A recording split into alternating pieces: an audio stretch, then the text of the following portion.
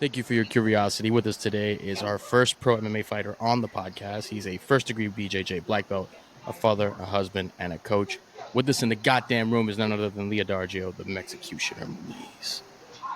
I get that What's right? going on, bro? Yes, sir. Yes, sir. Leodegario. You already got Leodegario. Say it again? Leodegario. Leodegario? What have you, Leodegario? I mean, don't worry, bro. Like, there's been, I've got my entire life of people butchering my name. It's so long and stuff, but, I don't know. I've learned to like it because it's unique. You know, though, I do want to make sure I get your name right. So Leodegario. So it's the Yes. proper pronunciation because I have a super difficult last name and no one can say it to save their ass unless they Yeah. speak Spanish. So my apologies. And it's your That's all birthday. good. So we Yeah. definitely don't want to butcher the name on your birthday, Leo. My apologies, man. That's all good, bro. Thank you so much. Appreciate it. Just so that you can get it up and running. So I do believe that in order to understand the present, catch a glimpse of the future, we need to do a little bit of research and go back to the past. So with that in mind, what were you like as a child? As a child, I was just very energetic. So my parents always had a thing, well, mainly my father here had a thing where it's like I got to keep this kid busy, otherwise he gets into trouble. And just like that, whenever I'm bored, I get into trouble. Now, not to say that I got in trouble like in the wrong way, but I just like of how energetic I am and how I would say curiosity, like how curious I was. Like it's just like it get me to things that it shouldn't have happened, but it's because I was bored. So my father always like he made sure that I was always doing something. So biggest things was making sure that I was in sports and in a way entertained. That's good. And yeah, I've heard that a lot from a lot of fighters. Even Cain Velasquez's dad said it too. That, he was like, my son wasn't a bad kid, but like he's so energetic. Yeah, There's you need to do something with that energy. So he got him into wrestling and boxing at that age. So exactly. And then that's the biggest thing. Like that's something I took from my father with my kids. I see how they are. And he's always said that a kid that's bored has got too much time on his hands. He's gonna find himself in trouble. Not because he's looking for it, but it's just inevitable. So it's like I gotta keep him busy where his mind's occupied. exactly, and that's definitely something that a lot of parents do when they get their kids into sports. People take that wrong. It's like, no, that's not what it is. He's right. Use the energy that you have in an effective manner, in a way that's going to be constructive. But I did want to know because you've got quite the history in the fight sport. But what got you started into martial arts? Like, what was the martial arts journey like? Like, where did you start, and then like, how did it kind of transition? So I got into Taekwondo for a little bit as a kid. Didn't do anything too crazy, but I did get a glimpse of I would say like the adrenaline from competing and all that stuff. So it's something that's always been there, especially with other sports, uh soccer, like that feel of like a competitiveness has always been installed in me since I was young. And that was pretty much it as far as like in the martial arts world or just my upbringing. Like I've always had like something to do competitively. So it's something that I've always kind of like wanted to keep in my life up until now. Yeah, man, that's wonderful. I can definitely relate to that because I started with boxing when I was like 4. My grandfather was ex-military, so he was obsessed with like, I just want to make sure you can defend yourself more than anything. Yeah. Just getting that done. But then, at what point did you start training Taekwondo, and then you transition into other martial arts? But at what point did you like, you know what? I'm gonna go beat people up in a cage. That just sounds like the thing I want to do for the rest. So the competitiveness was always in me, right? When I was about 18, I saw 17 or 18, and no, 18. I saw my first UFC fight. It was Roger Huerta versus Clay Guida. If you ever saw a fight, that was a crazy fight. Yeah, I I did. saw that fight and I was like blown away by it. Yeah. So I was like, oh man, I gotta do this. Like I know how to kick, so I just gotta go get some hands, right? And then I ended up going to a boxing gym in the hood, Third Avenue, 149th Street, John's Boxing Gym, and that's where I started for like I would say I was there for 3 months. But the format of a boxing gym, I don't know, you've been in one, so it's like it's very grimy. It's like coaches are there, like they're in a way like they're just kind of like the part-time coaches, doing it after work, trying to find their, let's just say their golden egg, their ticket, into some big money, right? So there was not a lot of structure in a boxing gym. I learned a lot because it's just like it's very competitive. Every day you go in there, you are training, but at the same time you're fighting, So it's like I got that from the jump. And then it wasn't until then that I found that there was a small local gym around me that I was like, oh, they do MMA.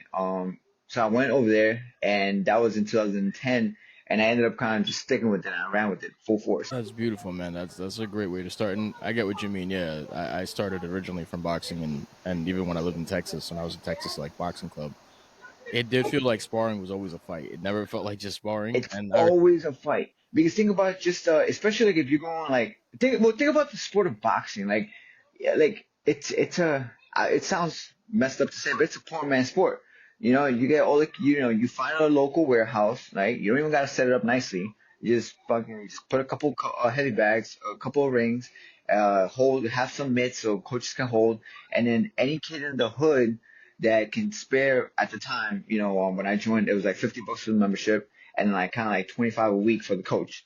Like it's like that's all you need for a kid in the hood to kind of like go in there and train and fight, right? And then that led to kind of like the kids, the hood itself, it's in a different environment. It's grimy, so it's like kids in there aren't necessarily doing it for the respect and the martial art aspect, as is what we're in, right? They're in there to kind of like just fight and they don't get in trouble, so it's like that's the thing about gyms like that, like which is great. I think that's why like boxing is so unique and such a hard sport because it's just like the griminess of it. absolutely, yeah, someone that comes from that background, that definitely sums it up pretty much. And I did, I'm from South Yonkers, so that's a tough hood to be from. But I'm looking at your career. You started in Dead Serious, then you went Yeah. to reality fighting, and then aggressive combat. Like heading into the amateurs, did you have like a fight ritual before the fight? Like, was there something that you did like to prepare yourself mentally before you jumped in? Honestly, there was no real fight and ritual for me. For me, it was just like I was so caught up with like making sure I made weight because back then, we didn't have day before weigh-ins, so it's like I didn't have a lot of thinking to do. Like it's just like I had to weigh in at 135 and I'm cutting a decent amount of weight, right? Even though I was young and stuff, I still worked on pretty heavy. I used to cut weight like not the smart way, like not informed at all. I just kind of like made the weight. And then like a couple of hours later, I would be fighting. So there was no time, like kind of like how these guys get, like they get a full 24 hours to kind of like rehydrate and sit back, relax until fight day. Like for me, it was just like weigh in, go to the back, wrap your hands up, and you're about to go in a couple of hours. So there was no real fight ritual. Like it was just like for me, it was just like let's get in there, let's weigh in, and let's go compete, let's go fight, let's make that walk and let's fight. New because I was already doing like a couple of taekwondo competitions. The same thing. You weigh in and you go, do your competition, your tournaments. So it was the same format. So it's not like I was new to it, but I was used to it. So that's the only reason why there was no real like fight ritual for me at the time. Yeah, that makes sense. I know a lot of when I wrestled, at least in middle school, that was what it was like. You weighed in the same day. You had like 2-3 hours to just like I used to hide behind the bleachers and read a comic book. That was Yeah. preparation before it. But yeah, that's tough, man. And then I wanted to know what that was like. Um, I didn't add this question previously, but I did want to ask you too. When you had that first that thing hit you in your head, and you were like, "I'm gonna go fight a motherfucker in a cage." Can you talk me through like what happened? Like, what was it that you were like, "Oh, you know what? I could do this fighting shit. I could do it. I could go next week. Let's do it next week," or whatever it was that you had that time. Because I've heard the story of guys going like, "You know what? To be real, I was just training, and a coach asked me, and I was like, that'd be a good time." But like, what was that process like for you? Just so I have an idea. I knew from the jump that when I joined the MMA gym, I'm like, I'm fighting. I'm fighting. Like I had one guy that I kind of like, made me push it even harder because I had just joined and the guy's like, you're not going to get your first fight till like 3 years, right? You won't be fighting. I was 20 at the time, so you're not going to fight till 23. I was like, I bet I'm gonna fight in like the next year and a half. And like, so it happened. Like I joined, in 2020, August 5th, 2020. I ended up fighting October, I think it was October 30th or 21st, somewhere around that time, 2011, right before my son was born.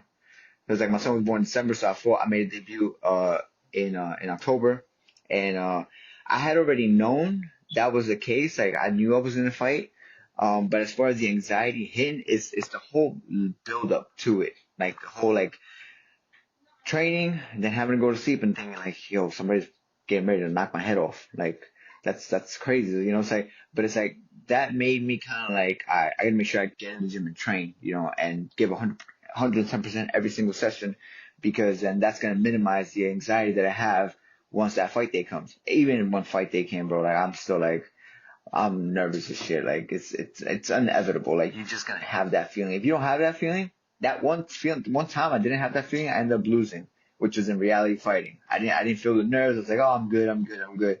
Boom, and end up losing a unanimous decision. So it's like I learned to kind of like understand that the nerves and the anxiety, if I have it, it's good because it's gonna keep me sharp. But as far as like the whole build up to it, it's just like it's nerve wracking. I think that's why a lot of people like can't get through fight camp because it's like it's very nerve wracking. You know, it's not just physically a physical toll; it's also a mental toll because you're constantly thinking about it. You're constantly thinking about it. Thank you for that, man. I've always wondered what that process is like before competition for some folks.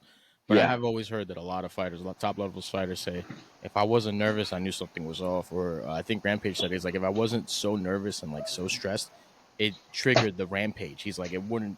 If Quentin walked out there, he got his ass whooped.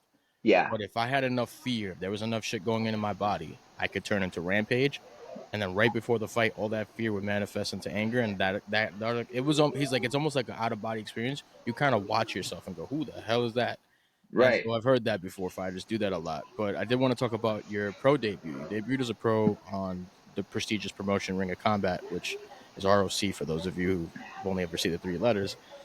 We've just seen a lot of pros throughout the career. And then you went into the CFFC, and then, of course, most recently, Combate Global, which I remember as Combate America, like when it had Yeah, Daddy Yankee on that show. I don't remember if you remember that MTV3 show that they had with yep. Daddy I remember. Yankee.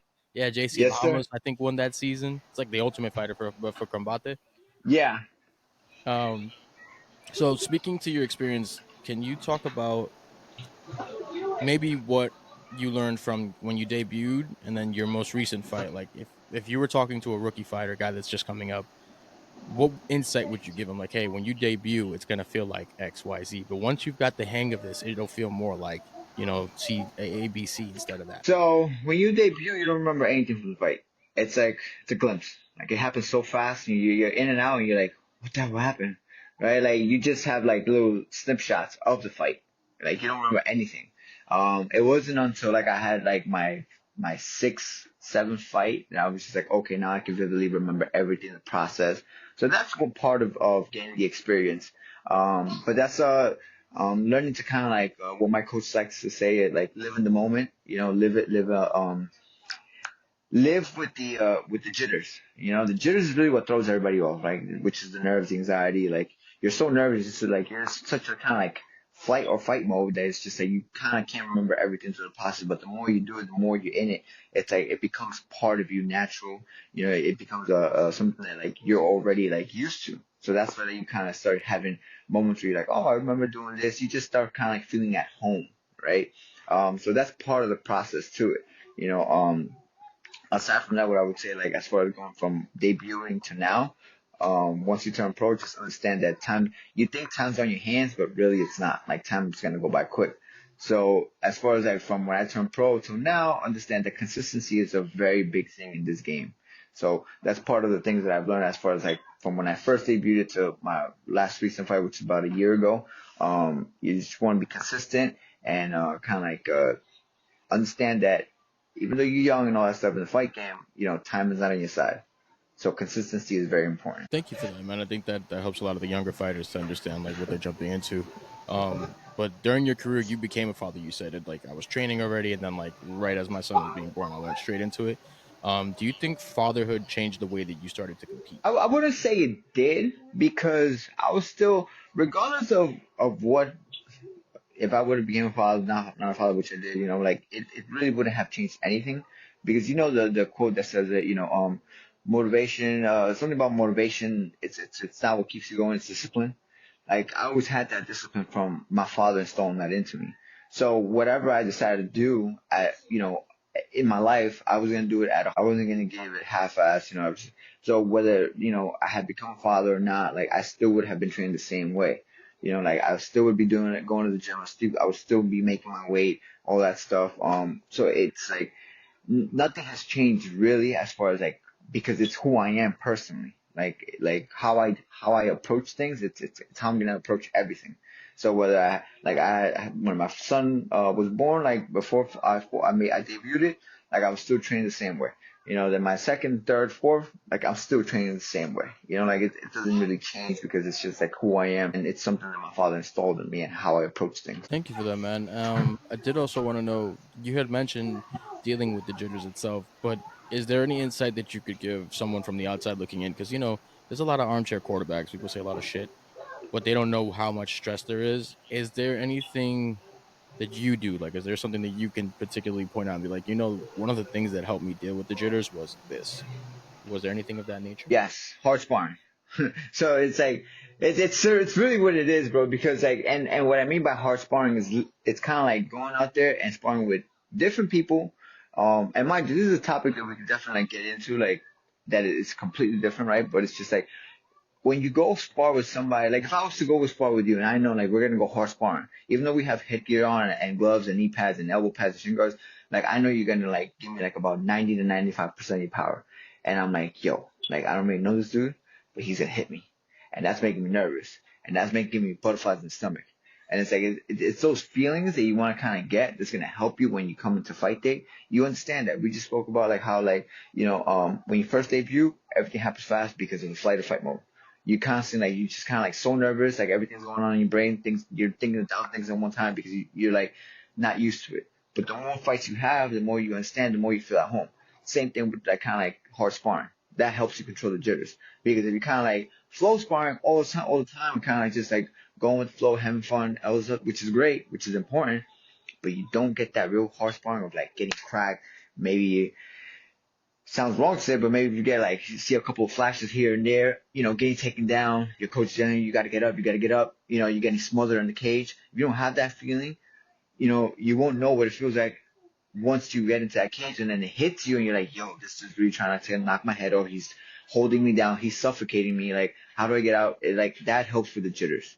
So you kind of want to find yourself in that spot in camp before you actually go out there and fight. Okay, so simulating really bad, like being in a bad position or being in a place that the hard sparring creates the anticipation, which creates the nervousness and the anxiety. Getting Yes, cracked lets you know this is what it's gonna feel like when he catches you, and then correct. getting dropped or getting put on your back with somebody on top of you and having your coach tell you to yell at you to get back up is exactly what happens in most fights. A guy gets taken down and his coach is like, "Yo, get up to your feet. I don't care how you do it, just get up." Yeah.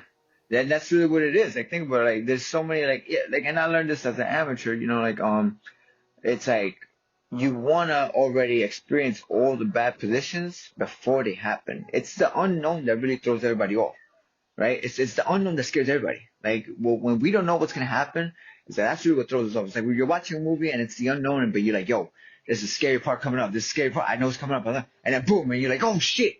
Like so that's exactly how like a fight is. So like if you don't experience that when you're in there like in the cage with the lights on you and like people are yelling and all that stuff and it's just like that's the unknown and you haven't been in a bad position. That's really where your gas tank dips because you're like again like you're not even like thinking about breathing. You're just thinking about surviving. You're in a flight or fight mode. Like you're on adrenaline. Yeah, and then like if you don't experience that in camp and have a feeling of knowing how to handle that pressure, you'll be people break. People break. That makes sense as far as the mental notes as well on what it is that you're really gonna have to go through, and I think that that's what no one experiences outside of the sport. Um, Yeah. but I also want to have some fun with you. Can you recall any of the craziest or potentially the craziest post fight story, whether it's like after you got out from fighting, or maybe you guys went to the bar to celebrate and just some shit happened, and you're like, really? Like, damn.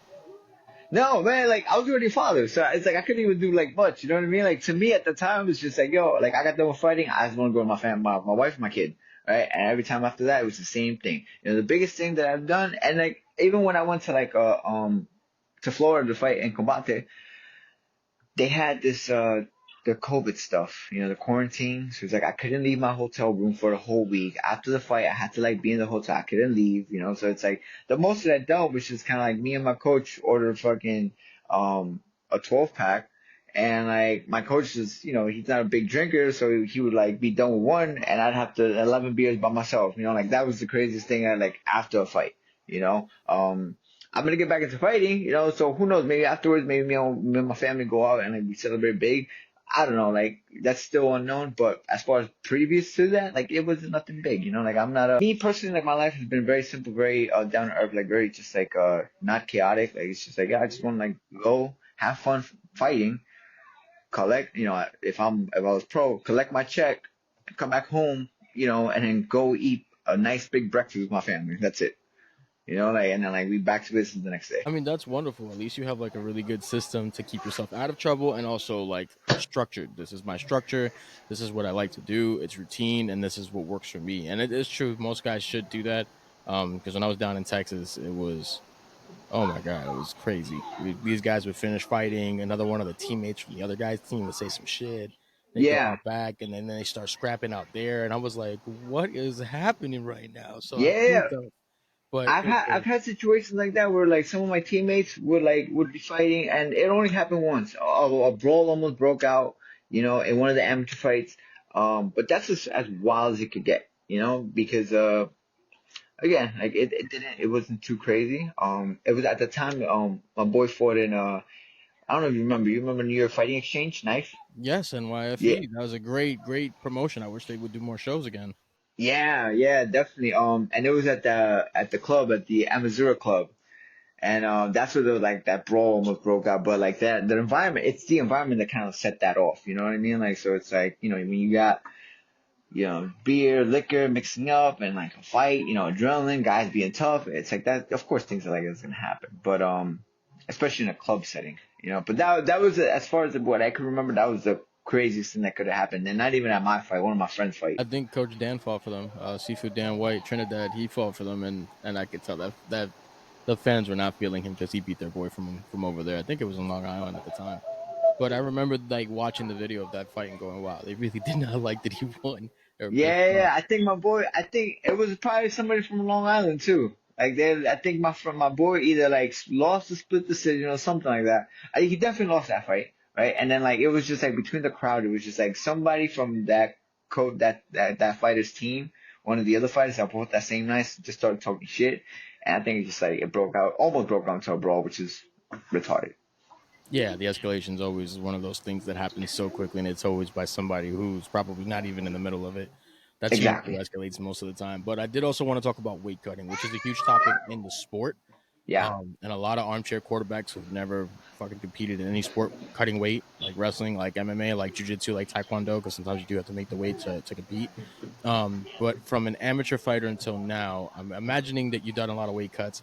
But if you could go back to the rookie version of Leo and be like, hey, listen, when we're cutting weight, I know you're not thinking about this shit right now, but this is what we need to do differently. Like now that you're in the position where you have all the experience, what advice would you give the younger version of yourself? Like, hey, this is how you need to cut weight better. You have to plan accordingly. You have to plan accordingly. You have to be disciplined. You have to make sure that like you're not fooling around. Like as far as like being strict with your diet, if you're gonna have a big cut, right? You have to get your weight down as low as possible. Naturally, the healthy way. This is what I've learned like working with my nutritionist Mark. He's the one that has been helping me make all my weights recently after I came back from a 6 year hiatus. Um, it's like you gotta eat.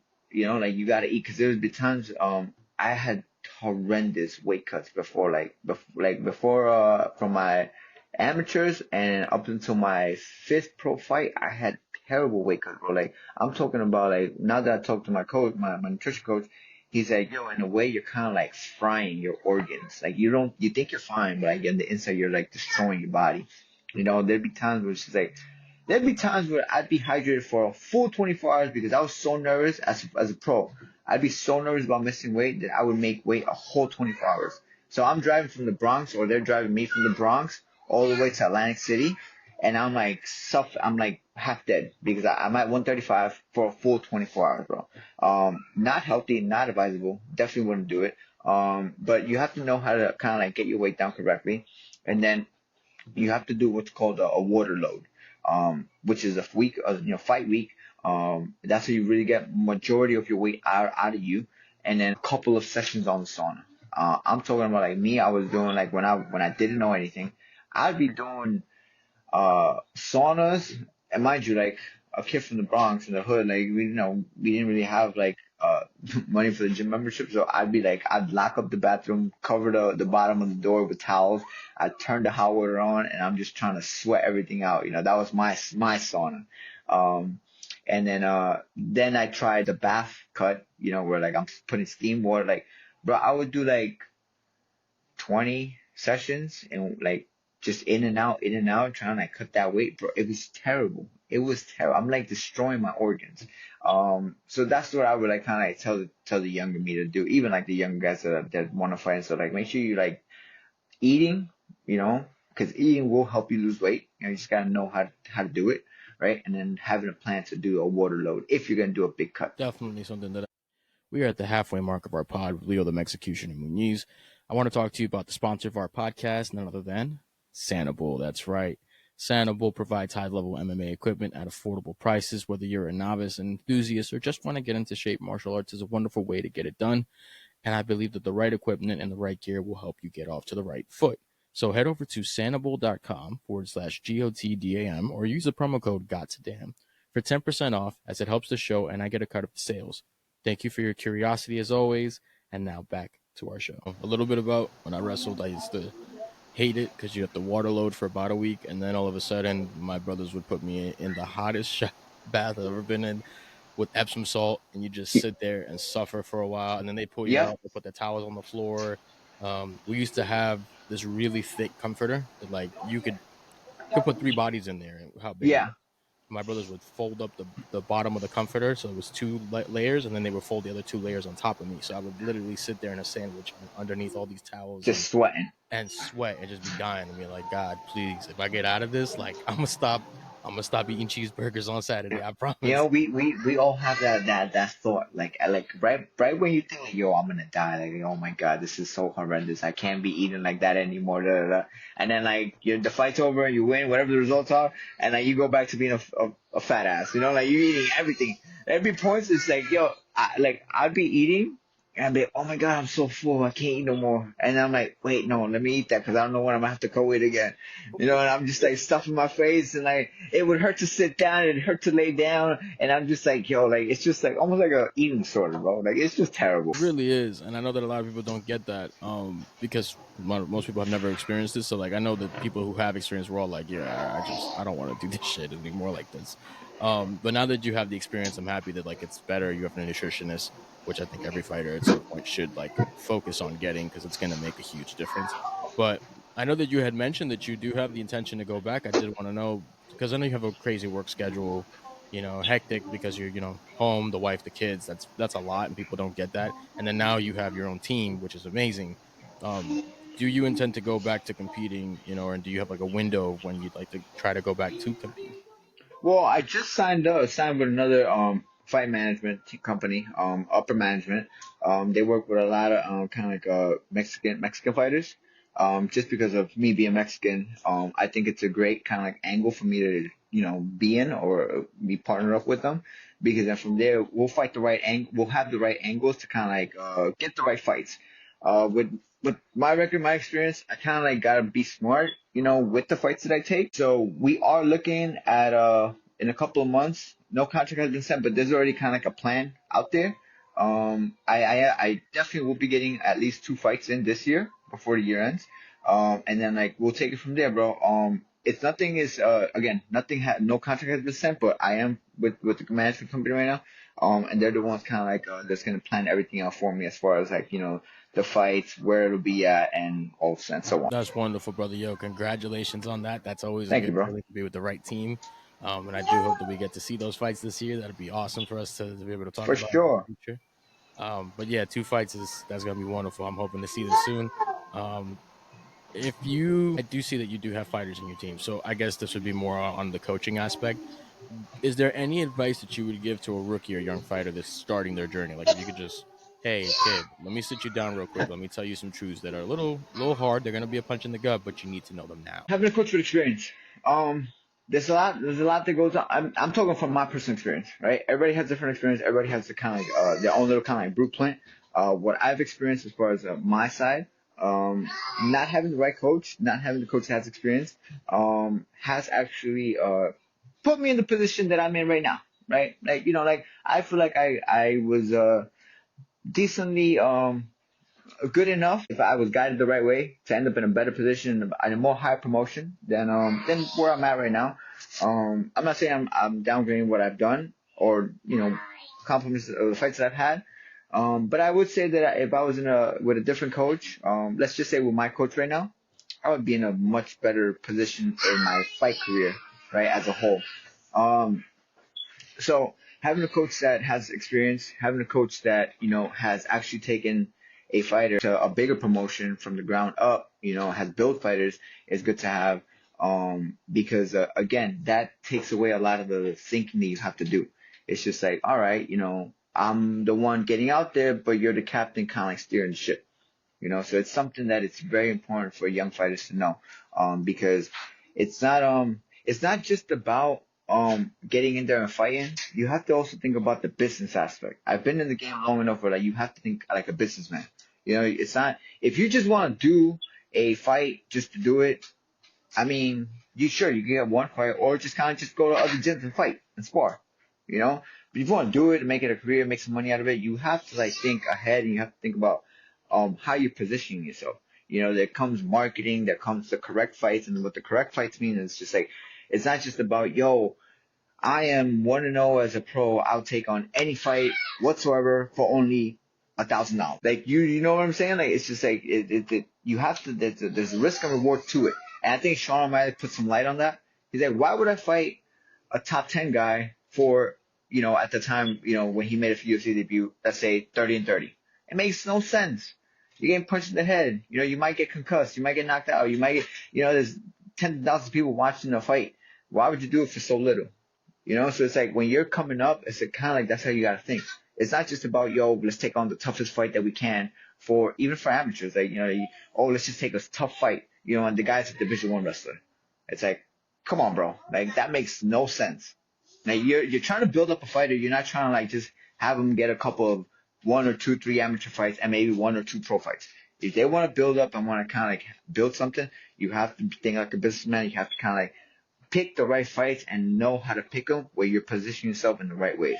There'll be times, like, especially in the East Coast, like up here, PA, New York, New Jersey, it is very hard to kind of like, you have to be super smart with your fights because out here is grind. It's hard. There's a lot of good fighters out here, and like, you don't want to catch yourself fighting a guy that you could be fighting for a belt, right, as a pro, and getting more eyes on you because it's a belt, it's a regional belt, so you have bigger promotions looking at you, and then all of a sudden like, you take him on in your second or first pro fight. It doesn't make sense. You know what I mean? So it's like that's why it's important, like for the young guys to be, kind of like coached and led by somebody that has experience and knows how to navigate not only developing a fighter but developing, the business side of it. That makes perfect sense. Given that a lot of what I've seen with some of these fighters, they've talked about their coaches and their team, and because it is you fighting, it is a team sport in some way. Like I don't think any of us get halfway as far as we should without good coaches, without a good team. Yeah. And being at Legends, we're at Legends, and I love that team because I saw Adam's fights when he was fighting as an amateur and as a pro. When he had the one fight as a pro, but I've seen his amateur career. I saw what lineage he came from. I saw Mike's lineage in his jiu-jitsu team. So like I have said it before, but I felt kind of like weird because they're like, well, you're not a pro, you don't know shit. And I'm like, I got you. So I wanted to ask a pro, like, is that something that you would think about? Like, should you research your coaches before you train? Absolutely, bro. Like it's like, and again, again, my personal experience. What I know now, I wish I knew then, because it's like I would have made certain moves that would have bettered my career. Again, if fighting was from the career that I chose and I wanted to excel at it or excel more at it than what I did now, I would have made some major adjustments just alone. Let's just say 2015. 2015 was when I suffered my first pro loss. After that loss, I should have looked and mind you, like I had people around me telling me, hey man, it's time to move on. Like you have outgrown that certain gym that I was with. It's like, it's time to move on because the training wasn't changing. Let's just say the training wasn't changing. It wasn't updating. It was still the same kind of like system. I didn't really have a camp. It was just like, hey, go hit past one of your guys, one of your training partners, and then do a 1 hour sparring session. Big gloves, no real like actual MMA training. It's just like, just put on 16-ounce gloves, shin guards, and fucking go try and knock each other out. Like that's such an old school way of thinking of training. And again, like once 2015 happened, I should have made those adjustments. I didn't. It is what it is. But after I had left them by 2020, I saw everything, bro. Like I saw how much of a kind of like, let's just say, a waste of time it was on my end to stick on that side for so long for no reason, just for the sake of. And actually spoke about put this up on my Instagram. You know, I was being loyal to a fault. Like I was being loyal to somebody else, and I should have been loyal more to me.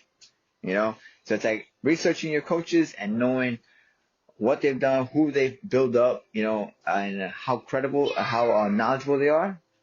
It plays a big role. But also, I would say it's like how, in a way, how humble can they be to know that at a certain point they need to take their fighters to somebody else that'll give them the information or the look that they need that they feel like they can't get. For example, I have kids. I'm kind of like, I want them to be the best that they can be, right? I take them to Essential Jiu-Jitsu, right? Essential Jiu-Jitsu is run by JT Torres. JT Torres, two-time ADCC champion. It's like, why would I not take them there and get training partners and looks and understanding of Jiu-Jitsu in a pure sense when I know my Jiu-Jitsu is not up to par, kind of like to what JT's Jiu-Jitsu is at. You understand what I'm saying? Like, I'm not trying to be like, oh, it's just me.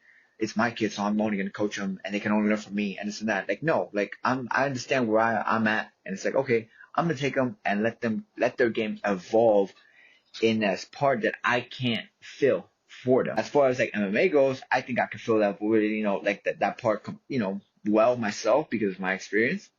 But should anything come up, let's just say boxing, I'm gonna take them to the best boxing coach that I can, that I know, that will sharpen their boxing skills. I will take them to the best wrestling guy that I know to sharpen their wrestling game. But notice how like I have like little links here and there, connections that I know that I have by my side around me that will develop either my game, you know, or, you know, my kids' games, or in this case now, the teams, the guys that I'm with, the guys that are kind of like, you know, behind me, being led by me. I know where I'm gonna send them so they can like work on specific things. And then like we come back to, you know, our room and we put everything together. Yeah, I love that, man, because it's kind of like that iron sharpens iron and gold rubs off on gold thing. I think Yep, Randy Couture talked about that a while back, and I think he had like the perfect like way to pinpoint it. He's like, you want the tools in your tool shed to be perfect, and sometimes absolutely. the best tool isn't in your shed; it's in someone else's. You just have to walk on over and ask them to teach you how that tool works, and so you can pick it up. Exactly, bro. Exactly. That's all. That's what I was doing all pretty much after I left, and I was kind of like on my own. I was going everywhere. I got to train at multiple spots. I got to train with Egyptian world champions. I got to train with UFC fighters. Like I've been in a lot of rooms with a lot of high level people that I learned from, and it's like they kind of all, you know, put me on that. My boy, Mickey, like sent that off. He was like, yo, like, you know, you gotta like look out for yourself before you kind of like think about being loyal to just one spot because you're the one getting in there. You know, you're the one in the cage. And my coach told me this, before I fought, he's like, hey, if you feel like I'm not like giving you or guiding you the right way, please let me know. And I will even try and find a spot for you where you feel like you're gonna be guided the right way. Cause he's like, at the end of the day, all I'm doing is I'm on the outside, yo, move your head, 1-2, 1-2, give me a take, da da da. At the end of the day, honestly, like you're the one that's gonna either like take the victory or you might take a loss, and you might take a loss via submission or via knockout. And what I learned, because I've lost, I've lost by knockout. I'm the one that's got to deal with the repercussions afterwards. I'm the one that's got to deal with the pain of the knockout. And I'm not even talking about just like the mental part. I'm talking about the physical part. You know, where it's like it's hard to even bite down my food, my front teeth because it hurts because I got hit there. You know what I'm saying? So it's like you got to think about it like that for the young fighters. You got to think about it. It's like I got to like look out for me, you know, before I kind of just think about like I got to stick with one guy and one guy only. Because at the end of the day, you're the one that's going to deal with that loss. You're the one that's going to deal with the pain, physical pain of that loss. Yeah, I feel you, and there's definitely a lot of wisdom to that. So I appreciate that. By the way, congrats on Cartel Fight Club. Your Oh, gym thank you, looks bro. amazing. Your team looks like they have a great time. They understand what you're teaching them. You're giving them the flow they need and the hard sparring. I've seen a little bit of both. What is it that ultimately made you start your own team? Because that's a very hard path, in my opinion. It absolutely is. I always knew that I wanted to have my own spot. I just didn't have like personally, I didn't feel like I had enough experience like I still wanted to gain more. And mind you, like I'm going back into the fight game and I'm trying to open up more doors for me because I know it's gonna open up all the doors for them, right? And even if it's them and plus the other generations coming up behind them, it'll give them more access to a lot more information that I didn't have. But I know where I'm at and I know what doors I can open to start like kind of like giving them access to that. So I knew I always wanted that. And then biggest thing was that with my experience, 8-3 as a pro, having to train with a lot of good people. A lot of it was in Jersey. Unfortunately, New York is still very underdeveloped. I am trying to bring that level up, right? Because it's very hard for me to find that kind of like training that I need for myself, right? So I still have to do traveling here and there. There's some plans to travel out to the West Coast in a couple of months because again I need to get different looks.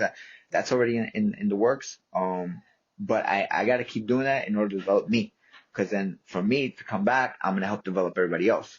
So I'm just trying to raise that level of fighters in New York where like now people don't really have to go Jersey, PA, you know, California, Las Vegas. Like I'm just trying to make sure like we trying to bring up a level in New York where it's just like we have a kind of like a spot where it's just like, yo, all the heavy hitters in New York are coming over here. And, whether you part of the team or not, I just want to have a facility where like good training, hard training and good energy is in where it's just like everybody it's developing. Yeah, absolutely, man. I do see that already in the beginning and the culmination of your gym. You guys are located in Mt.Kisco, correct? Yes, sir. Wonderful. And Mt.Kisco, for a lot of the watchers who don't know, who aren't from New York, is a very nice place, very comfortable, actually. The few times I've been there, I felt like I was at home. Went to a place recently in Mt.Kisco with my wife. We enjoyed it. Good food, good vibes, good energy in that village. And it's like really nice place.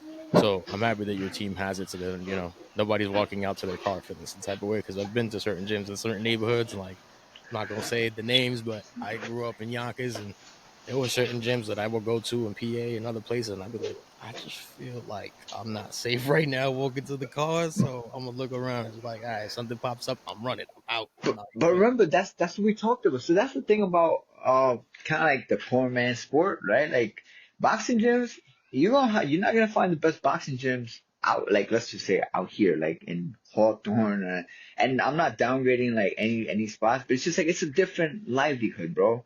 You grew up in South Yonkers, I grew up in Bronx. Like there's just a certain like just the community, just a zip code alone builds you differently.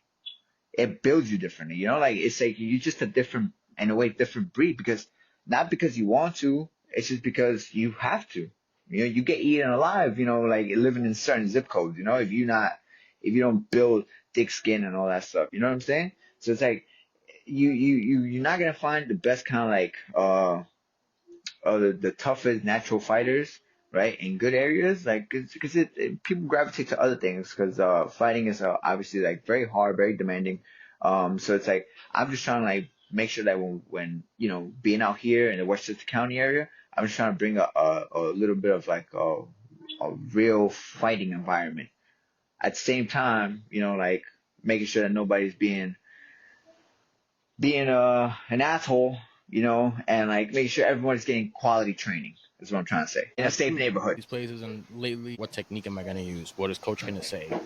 That's a better problem to have than like walking in and out of the building and being like, yo, somebody about to stab me. Like I feel Exactly. I had that inclination that somebody's looking at me and I think they think I'm rich because they see this big ass bag. Brother, there's nothing in here but boxing gloves and shin guards. Nothing fancy. This stuff doesn't cost that much. That's actually why I partnered with Sanibel. That's why I have the sponsorship with them. And I have the affiliate link because their equipment isn't expensive. So people see you with like all this gear and they're like, he's probably rich. Probably. No, no, sir. I'm not rich. I'm from the hood. Right. I live in McLean Avenue. I'm from the streets. Ain't nothing Yeah. here. But now that you have this really nice place, like you've created the nest and everything has gone beautifully, and now you have your own team, I do see that your kids training. You did talk about it, that your kids do train, and even your youngest trains at home. Like I saw that. I was like, what? Let me find out. Yeah. Yeah. But Yeah. as a parent, do you ever envision them like being a fighter? Is there one or two of your kids that you're like, yeah, that was definitely gonna it's going to decide? So my oldest, so mind you, like I'm not here to like be like with my kids. I'm not here like, oh, you guys are all gonna fight, right? Like That's my journey, right?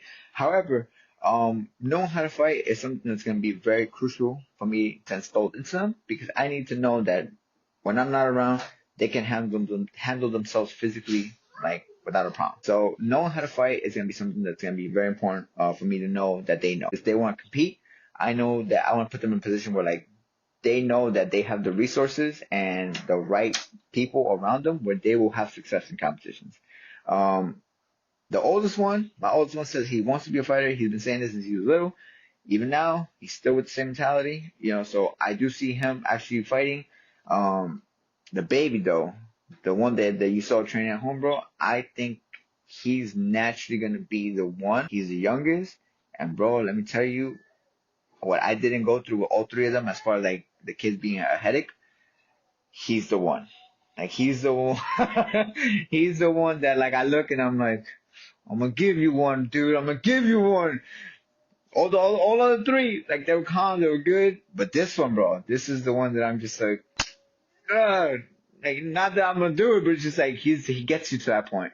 He gets you to that point, bro. It's just like, holy shit, bro. Like this kid is all three in one, all three in one. I kid you not. I know what you mean. I was the baby for a while, and then when my baby brother was born, I was like, "Yo, my man, like you pushing it." But I Yeah, get what you're exactly. saying. Like I think it's the thing about like they always tell you like depending on where your kid is born, like the oldest tends to be the calmest and just like a person of action. The middle children usually they're very cool. They have their own flow. They do their own thing. But it's the youngest. That's the one that everybody's like, we got to worry You, about that one. you know, it's very true. That is very true. My oldest is the calmest. He's my general. That's why I gave him the nickname the general. Um, There's the two middle ones, my daughter, which is in the middle, and then like the third one. They're both calm, right? They both have their own little flow, right? Their own little style, like but the last one, bro. The last one is he's a little dynamite, bro. He's ready to, I don't even know what to say, bro. He's just a handful. No, I believe you. I believe you. I only have one now, and my daughter is as cool as the breeze. I'm worried about my youngest. I'm like when my wife and I decide to have more kids down the line. Yeah. My daughter lives in Florida with her mom, but my wife and I haven't had kids yet. And we're like thinking about it, and I always have the same dream about my kids. And I'm like, I'm gonna have another four, and I can tell you right now that the youngest one is the one that I'm gonna be like, "Do not te sabe lo que yo te voy a say," and I'm like, "Yo, bro, I'm Yeah, gonna send you to exactly, DR, bro. and so I'm gonna send your little ass to DR so you can find out what it's like, and then see if you come back." Yeah, that's 100% true, bro. Holy snaps. So it's just there's definitely makes that sense. But I did see that your youngest is very talented already. Like his ability to move already, and it doesn't look like there's any. He doesn't even look like he has any doubt when he's moving. I was like, wow, It's he's so. crazy. He's doing front rolls already, bro. Like it's I'm telling you, like it's this kid is everything like in all three of my kids, this kid is everything in one. Like athletic, his own flow, aggressive. Hey, this kid's just he's something else, bro. He's something else. So we definitely know who the two fighters will most likely be in the family. So that's pretty dope to see that. And I did want to know because as a parent, like I watched my daughter compete in soccer. She did gymnastics for a while. I because I've competed in martial arts most of my life, I get this immediate anxiety watching like my teammates train or compete. Like when they compete, I'm like having like a nervous breakdown. When you watch your kids or even your wife trains jiu-jitsu too and she competes, Hmm. or your friends, do you ever get the jitters too, like watching someone you love compete? They are off the charts, bro. I cannot control. Like I'm like nerve. Like they don't see it. I'll keep a stone cold face, but inside, bro, I am balling. Like holy, like my, it's like 10 times than when I fight. Cause it's like I guess like I have that feeling which is like I know when it's me, and I can control that, but I can't control them. Like they have to trust that what they've been doing, it's gonna pay off, which always does.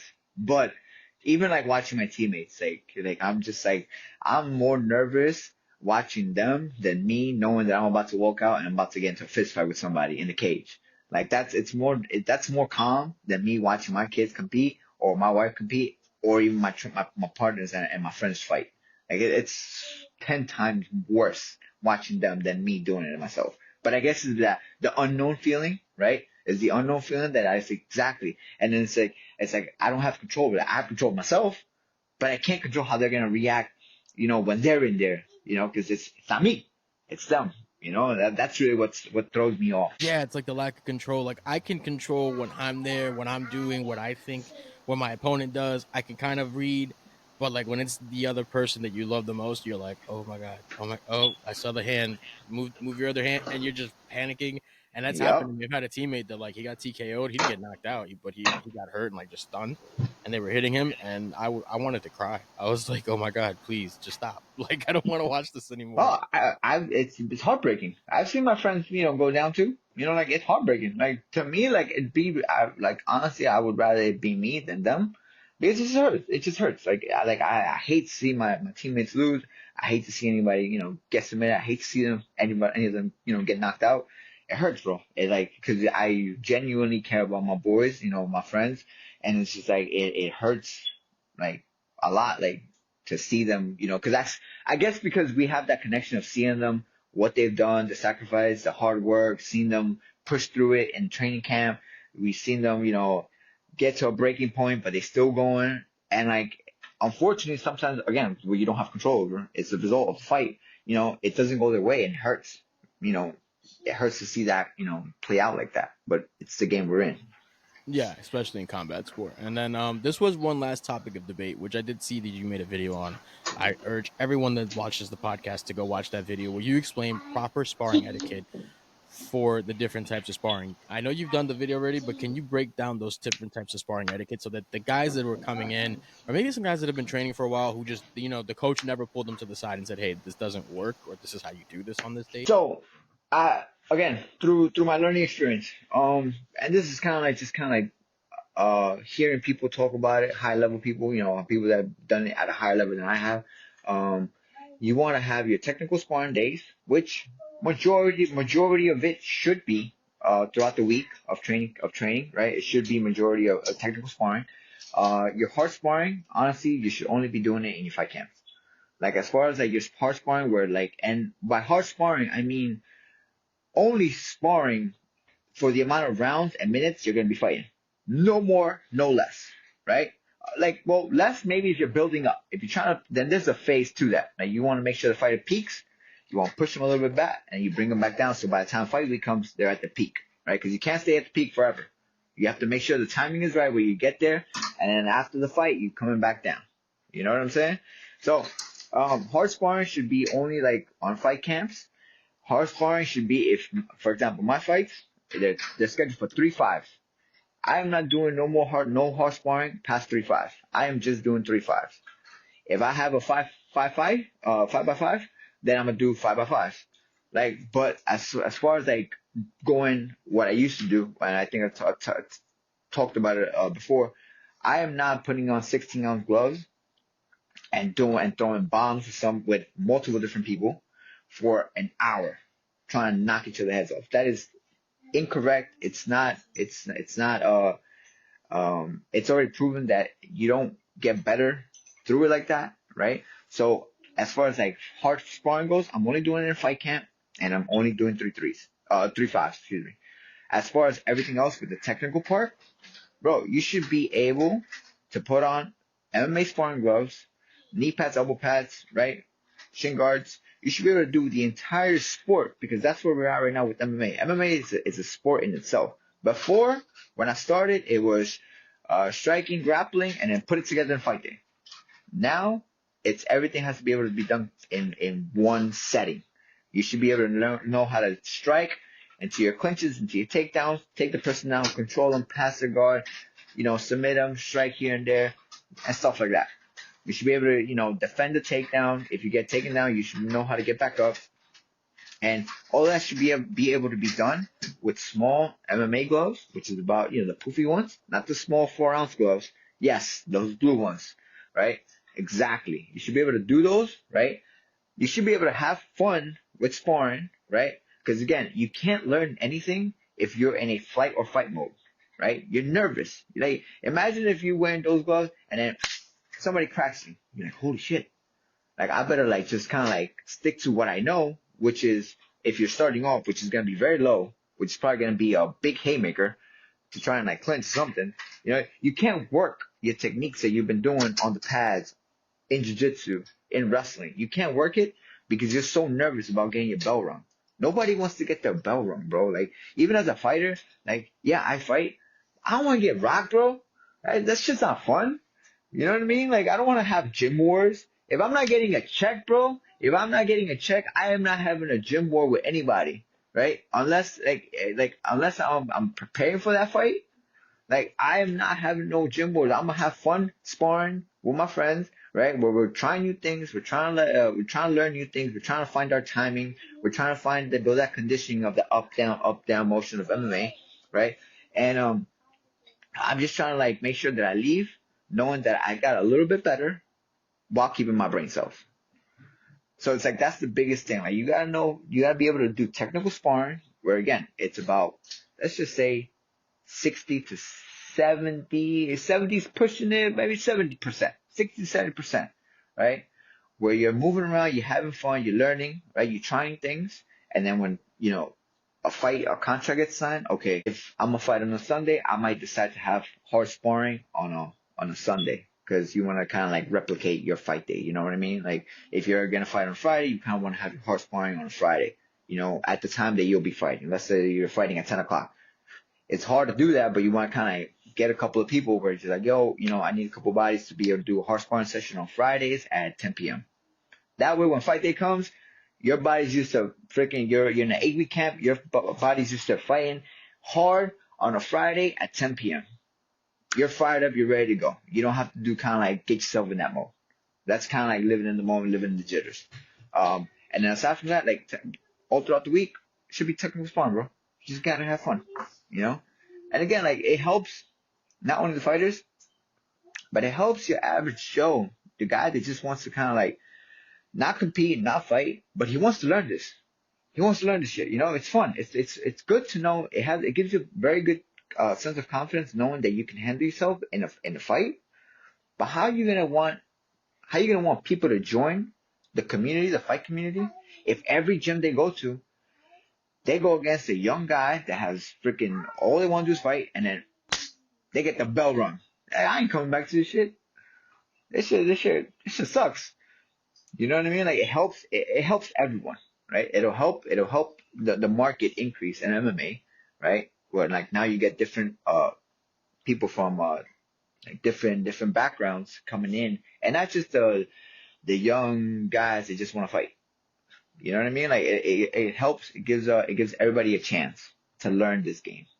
So again, technical sparring all throughout the week. Only do your hard sparring when you have a fight camp. And only do it for the amount of rounds you're going to fight. If you have a kickboxing fight, if your fight's 3-2s, guess what? You're only doing 3-2s. And I'm talking about hard sparring, where you're going about 90%, 95% with another partner. And that's about it. You might Shark Tank it, here and there, however it is, but it does not pass 3 rounds, 2 minutes. For example, that's your fight. Yeah, thank you, man. I appreciate the breakdown, because I was watching Max Holloway recently. Was like, I think he's ditched sparring altogether, because he's like, I got to a point where he said that he had more injuries from sparring, which does make sense. A lot of guys go way too hard, and then I'm like, you're gonna hurt yourself, man. You don't want to do that. And then George St. Pierre had talked about how when he did spar, he only sparred specifically within that time range. Like you said, if I have 5 5s, I'm not working 1 minute more, I'm not working 1 minute less, but I'm not going ham. I'm not gonna Like, kill myself and do a 6th and 7th and 8th round. exactly.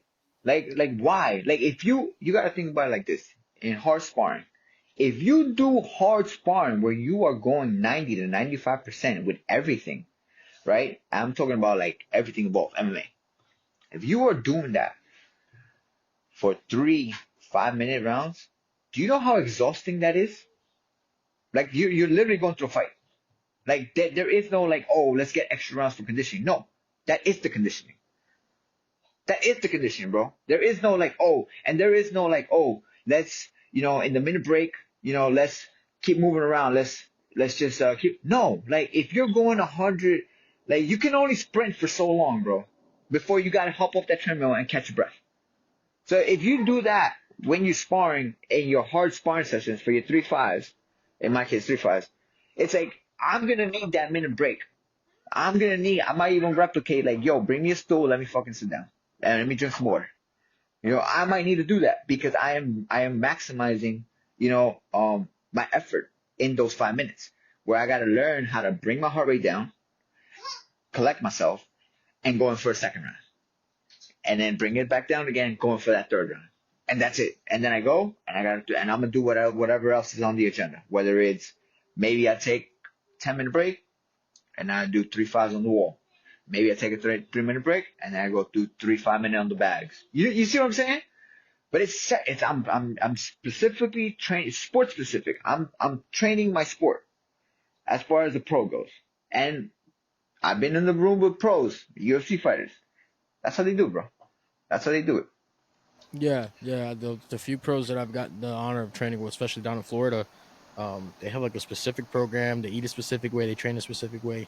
One of the things that one of the guys told me is like, "Do you ever feel like you're nervous about like your cardio giving up before a fight?" And I was like, "Yeah, terrified that I'm just gonna be like a deer in headlights. Because once you get tired, it's over. I don't care what anyone says. They don't think that the cardio matters. The cardio matters the most." And something that he gave me that I was like, okay, I could definitely use that outside of a fight camp if I decide to, this year when I turn 29 in March, I plan to go back and competing and doing the amateurs and doing that circuit just to see if it's Nice. good for me. And Yeah. so I definitely want to try it because it's something I love more than anything in the world. Obviously, I did a podcast about it for a reason, but with that in mind, he said that he adds an additional minute of the sparring round, just not hard sparring, but like regular light sparring. He'll add an extra minute of the hard sparring and he'll make the break time half. He's like, that's a good way to start. So like if you're doing 3 3s, he's like, do your first day 1 minute, 1 minute rounds, 3 rounds, and what half the time of the rest, just to get your body comfortable. Then the second Yep. week, the second thing is 2 2 minute rounds, and then the 2 minute rounds with the 30-second rest. Then the 3 minute rounds with the 30-second runs, and then you work your way up to a 4 minute round with 30 seconds rest. But you only do those 3 rounds, and your brain is going to be able to like, as exhausted as you are, it'll still be able to defend. It'll still remember what that feeling is like because now you've conditioned it.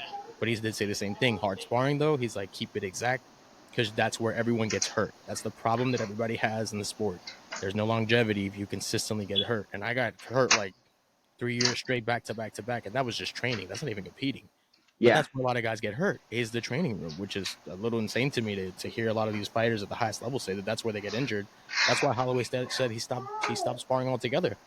And I don't know if we could ever get to that level where we stop sparring, but that's definitely something that, like, as an athlete or even as an enthusiast, you have to sit back and go, wait, these guys get hurt more in the act of preparing than they do for the actual fight itself.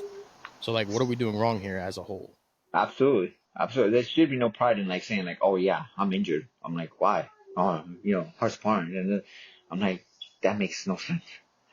Like absolutely. Like I'm not saying like, oh, like you won't have little kinks here and there. It's gonna happen. But if you're getting injured and like it's just like, bro, I had a lot of injuries when I was with the other gym where I was constantly like, there was no kind of like, the format was just like, yo, 100% for an hour. I was getting more injured during that time than when I left and I started kind of like doing with other high level people, Gracie, New Jersey, Tiger Showman's, Culture Fight Club, like all of them. But I wasn't getting hurt and I was consistently fighting more because I was healthy. And when you're trying to like when you're getting paid, consistency pays. It's very valuable, bro. That consistent check, bro. Like it's very like you kind of want that.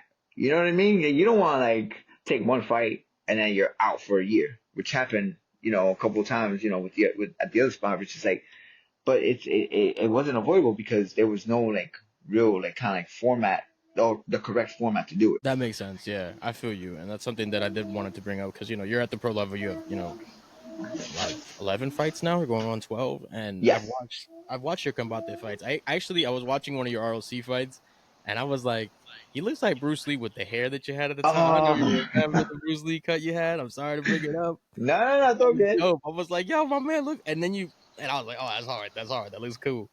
So the Bruce Yeah. Lee cut was dope on the ROC fights. And then I watched the Combate fight and that knockout was beautiful. It was stupendous, my friend. Thank you, But bro. watching you fight, I'm like, man, he seems to have this like natural flow when he fights, and the ebb and flow of it. And again, I haven't had a pro on the fight on the pod yet.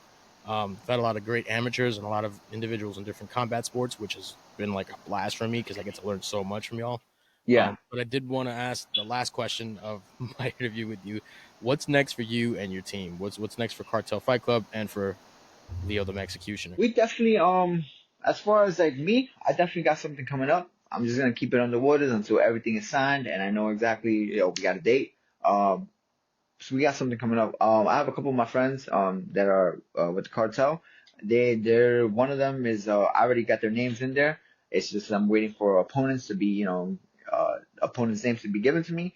We're looking at May 17th, and then two guys fighting on June 8th in Maverick. It's a PA, promotion PA. So that's what's on schedule right now.